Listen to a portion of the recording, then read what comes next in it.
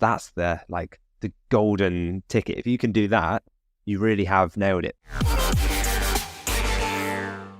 So the initial steps then for somebody that wants to start a dropshipping business, but they do have a full-time job that's busy and they have full-time hours, how would you recommend they get started without feeling overwhelmed?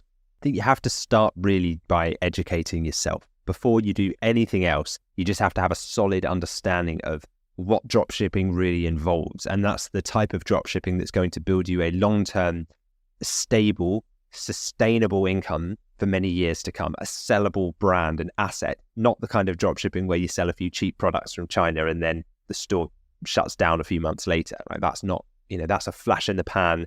That's not what we're building here. We're building long-term businesses. I know when I started, I dedicated about an hour or two every evening into just learning everything I could about dropshipping. I would join courses, I would invest in myself, I'd use some of the income from my job at the time to really put it towards sharpening my skills and building for my future, learning as much as I could, absorbing like a sponge, and then just taking the best bits and thinking, how can I implement this? How can I do this strategy?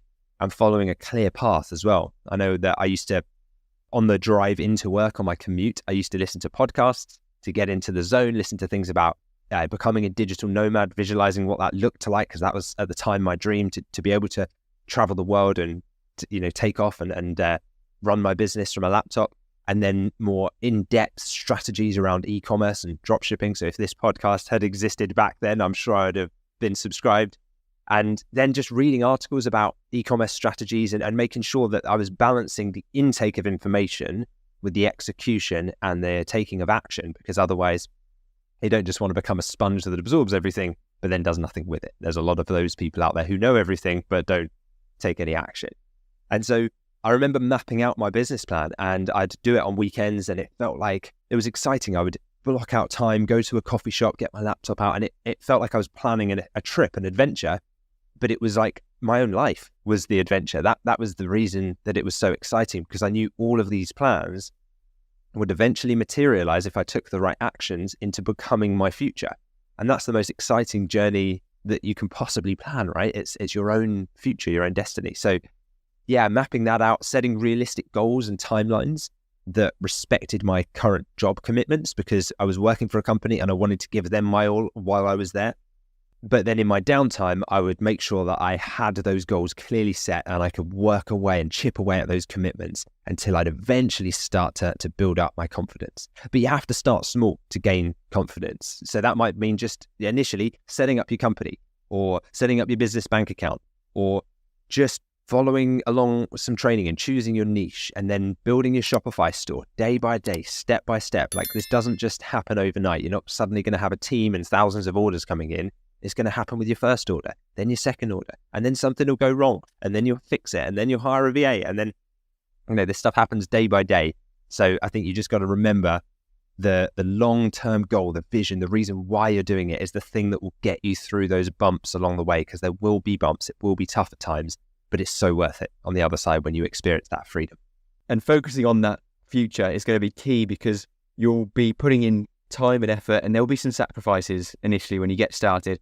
I know for me, it was always the morning, and like similar to yourself, about an hour or 2 hours, if I could, in the morning before I started work, would be a perfect time for me, because in my mind, that was prioritizing myself over the other commitments that I had.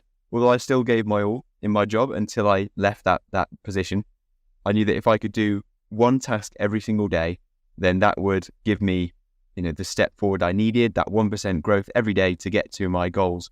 So I carved out that time. But if you're a morning person, morning works well. If you're an evening person, evening's fine. And also weekends, there's a few sacrifices that you need to make. But with the long-term vision that you've got and that I had, it made it all worth it. And it was an easy decision for me to make that work, because it's such an exciting journey. Like you say, once you set out and visualize what it is you're going for, it becomes exciting every day to know that you're working towards your future. But I think the key point that you mentioned there was breaking things right down into manageable chunks. And I think the only way you really understand what those small manageable chunks are is if you have educated yourself and are following podcast or a program. Certainly for myself, joining the Dropship Unlocked Masterclass, I knew that I had the energy, I had the vision to put into starting a business, but I needed the step-by-step targets each day to put for myself. And the last thing I needed when I was busy with a 9 to 5 job already and tired at the end of every day because you put your all into your work, the last thing I wanted to do was then work it all out for myself. Having that guidance took away a large part of that effort that you would need to muster after a busy day at work, because you don't have to work out what it is you need to do. You have the goal already set out the day before, and then you can go straight into that in the morning or the evening, whenever you've carved out that time, which makes it a huge difference. And for those people that are wondering, how have other people been able to do this transition and start a business alongside a full-time job? Can you share a little bit more about your own personal story and how you were able to start a business alongside a job? Absolutely. Yeah, I personally balanced a very demanding job while starting my first dropshipping business. And I've seen many others now in our community do the same. I know in my first year of dropshipping, it got to the point where I generated a decent full-time income on the side from my business while I was still working my 9 to 5 job at the time. And I would use the evenings and mornings and weekends to focus on building the business. Anytime that I could, really, I'd always be thinking about it. Even through work, it would be in the back of my mind, like in my subconscious, playing along, thinking like, what have I got to do later on when I get to work on my passion? Because I knew at that point I was building my exit. I was building something that was going to allow me that freedom.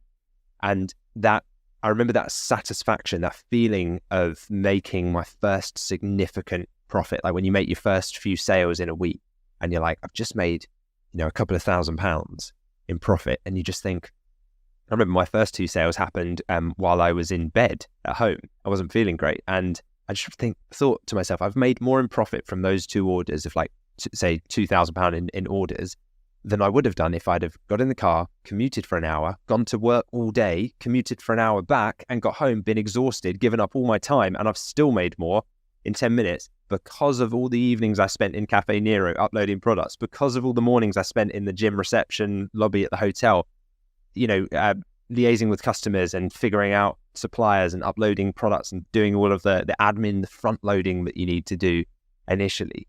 And so it's that great satisfaction of knowing that you've done it, but also you've done it while still having the security of a full-time job. That's the golden ticket. If you can do that, you really have nailed it, because you've completely mitigated your risk.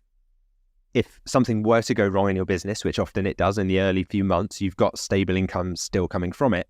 But now you can make decisions that are strategic, that are not based in fear or scarcity. You can make long-term moves and think, well, how do I want this business to be? And so you're not chasing quick cash with it. You're actually doing it whilst you have an income already coming in. So that's really the best way. If you're in that position now, I would make the most of it and use that income you have to build something like this on the side. Eventually, when I had matched my income and then eventually exceeded my job's income from the business, it just allowed me to transition fully into e-commerce, because it becomes rational to do so at that point. You think, well, okay, I've earned more for the last, say, 6 months from my e-commerce business than I would have done, or than I've taken home from my other business, yet the other business is taking up 40 hours of my time per week. Something's wrong here. Like, I need to shift how I invest my time. And so, yeah, it takes discipline. It takes smart time management, and it is frustrating. And there's a lot of front loading, and sometimes you can't see the light at the end of the tunnel, but it is entirely doable. Small steps, small chunks every day. The key is to stay organized, to set clear priorities, and just remain consistent throughout with your efforts, and you will get there.